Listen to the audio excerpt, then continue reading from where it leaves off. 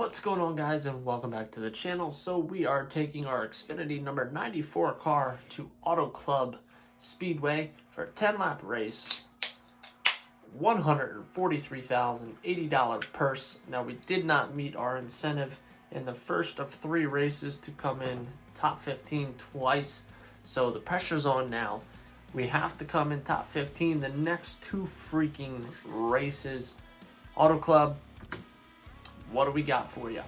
So, those of you guys that tuned in yesterday for not only the NASCAR Heat 4 upload, but also the mini chopper build, we got pretty much everything disassembled for the most part. The engine is actually sitting inside my kitchen right now. We're going to tear it apart, kind of check everything out, make sure everything is working right on that, so then we can not only have, we have so many freaking projects and so many freaking cool things. So obviously we have the NASCAR go-kart, the NASCAR, which we completely redid, which is almost a similar paint scheme to what we have here. We have our Yamaha Warrior 350, which is completely torn apart right now. So the pressure plate bolts on that, I actually had to custom order and get them in. They were supposed to come last night, but they did not come until, well, they haven't come yet. My guess is that they will freaking come tomorrow. But anyway, we will skip practice, jump into qualifying. Goal qualifying time is a 42.191.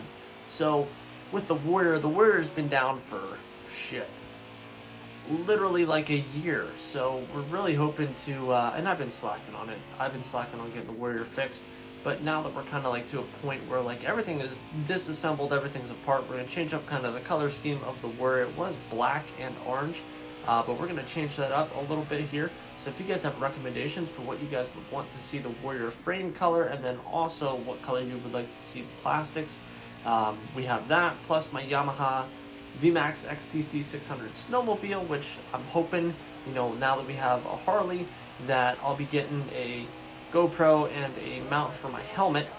That way, not only can we do motorcycle POV content, but we can also do content on the Warrior, we can do content on the go-kart, we can do content on the snowmobile, everything. So all year round, we'd be able to kind of do like POV content whenever we're out riding something. So I'm super stoked about that. Just trying to decide what GoPro I want to go with.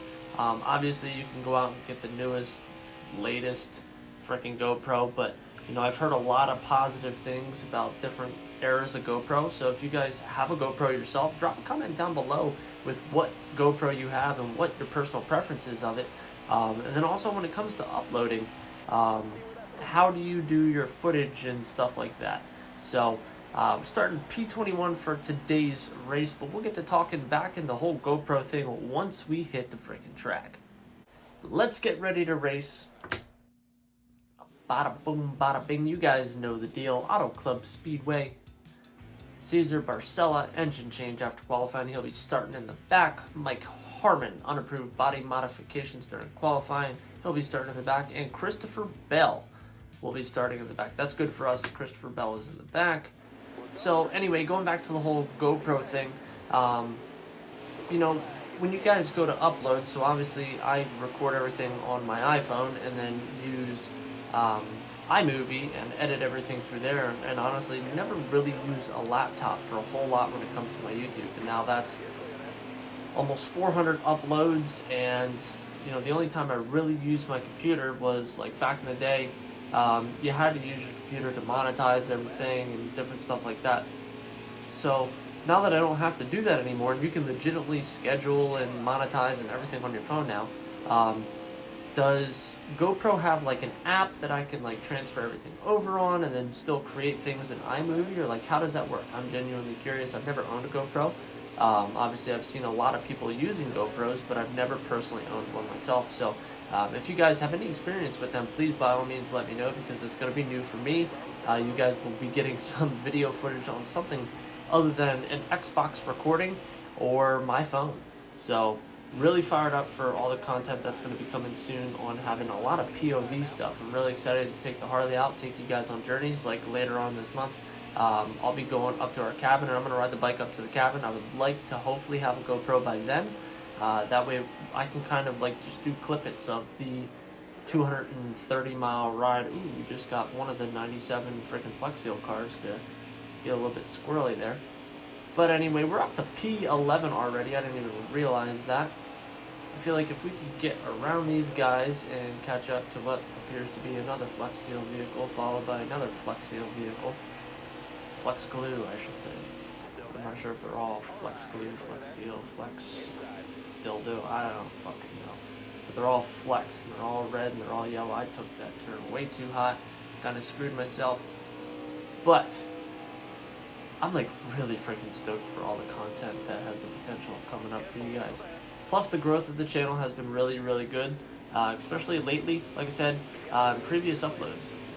This NASCAR content isn't necessarily bringing in a shit ton of views, but it's bringing in a lot of new subscribers. And with that, new subscribers that not only like NASCAR Heat 4, but actually look at the other stuff from my channel and like, oh shit, I do a lot of the stuff that this dude does. So, for those of you guys that don't understand necessarily why I'm doing the NASCAR Heat 4 content, one, it's good content to kind of have in the middle. And kind of used to like where if I'm super busy with work, it's a hell of a lot easier to do a video like this than it is to go and tear something apart and try to rebuild something. Because I mean, let's face it, you look at a lot of your big time YouTubers. You know, they've got all the time in the world. They've got all the time in the world that they need to be able to really do some of that stuff. Where, you know, I'm working 40 plus hours a week, plus I have 2 little kids and a wife I gotta take care of. So. You know, as long as you guys kind of understand that fact and can appreciate as to why I'm doing the content like this, you know, it's beneficial for bringing in new people. I know I've probably lost some people because I'm doing the NASCAR Heat 4 content, but it is genuinely something that I enjoy. My biggest recommendation is if you're here for like more of the hands-on style stuff, just don't click on the NASCAR Heat uploads. And if you're new here and you enjoy the NASCAR Heat uploads, obviously keep watching, because as soon as NASCAR Heat 5 comes out, we're going to do a career on there, and I'm super stoked. And, you know, we have about a month until it comes out, so we're really cracking down on trying to knock out this career, which I started this career way late. I started this freaking career way late in comparison to a lot of NASCAR racing YouTubers. Plus, I don't necessarily have like the craziest, best setup ever. You know what I mean? I have something that's really relatable to a lot of people, where like you just want to kind of experience the steering wheel and pedal aspect while playing a game like this, but yet you don't want to drop like $500 to $1,000 on a setup. You know, I simply spent $70 on the setup that I have here, and quite frankly, for me, it's perfect for what I want to do. Ultimately, if I do, you know, kind of pursue more of the video game racing and getting into iRacing and stuff like that, yeah, I'll upgrade down the road. But for what I'm doing and you know, the content that I'm producing, especially, you know, NASCAR Heat Series, this is perfect. This is, you know, there's, in my opinion, there's not a whole hell of a lot different between racing NASCAR Heat 4 with this wheel in comparison to a G29. But if you're on iRacing, this isn't even compatible to be in iRacing, and the G29 is a lot better. You know, you get to feel a lot more and different stuff like that. But as we're coming up on 3 to go here, I think we're probably going to finish most likely P8. I don't think that we have the car necessarily to catch these guys. Right now we are 2.6 seconds behind Tyler Reddick. We're 0.8 ahead of Stephen Light. So, you know, I think we're going to maintain kind of like the same distance for the most part. Might end up catching Reddick a little bit, but with 3 laps to go, I don't think we have the time to be able to do that yet. He just bumped back up to 2.7, 2.8 tenths. They're really getting us on the straightaways where, you know, in the turns we make up some ground, but, you know, the guys behind us, we're maintaining the same distance. On the screen, it might look like they're really not that far away from us, but they are a solid 2.9 seconds away. So, I believe we're coming up to 2 to go. Yep, 2 to go here, which is completely okay, because for our incentive contract, we did simply just need to come in the top 15. So as long as we can come in the top 15 here today, don't do anything stupid, we're going to at least lock that down so we're still in the hunt to be able to pass our incentive contract. But that does mean that our next race, we're going to have to kind of honker down and really, really fight, play things smart. I did see somebody comment about me driving underneath the yellow line at ISM at Phoenix. So there's a reason as to why I did that, and I understand where you're coming from, because yes, NASCAR rules are not allowed to go below the yellow line. When I was doing the qualifiers for Pro League, basically everybody was running that route in order to get the fastest time, especially when I was like going like on the straight, coming from past the start finish line, really dipping down inside there. That's what everybody was doing to kind of get the best time that they could. So I'll keep that in the back of my head as I continue to race from here on out, about not passing the yellow line. So I completely forgot who said that, but I will take that into consideration, and you are right. As we come out of turn 4, we did not make any time up on Reddick, so we are going to be finishing P8 today at Auto Club Speedway. Completely okay with that. Let's see where that puts us in points. We did drop back. Simply did not have a top 5 car today. Race results came in 8th. What was our earnings? Let's see here. $51,769. Puts us in P2 in points, 3 points behind Tyler Reddick, 3 points ahead of Christopher Bell.